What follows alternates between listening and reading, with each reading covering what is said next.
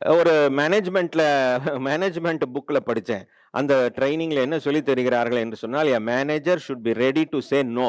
ஆனா அது எப்படி சொல்லணும்னு அதுல போடல. நம்ம ஆன்மீகத்தில் இருப்பவர்கள், சாந்தியை பிரார்த்திப்பவர்கள், இந்த நோ சொல்றோமே, இந்த நோ சொல்றதுல கூட ஒரு பக்குவமான நோவா இருக்கணும். ஐ காண்ட் அப்படின்னு சொல்லிடக்கூடாது. Really I want to help you, but at this condition it seems to be difficult, but I will try in future.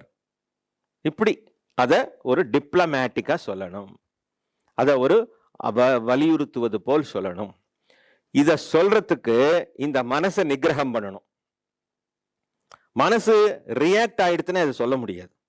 அப்ப அந்த மனசை ரியாக்ட் பண்ணாம இருக்கிறதுக்கு பேரு தான் நிகிரக. மனோ நிகிரகன்னா என்ன? மனசு இருக்குது, அதுக்கு கோபம் வருது, ஆனா அதை நான் பொருட்படுத்தல. ஐ இக்னோர் மை மைண்ட்.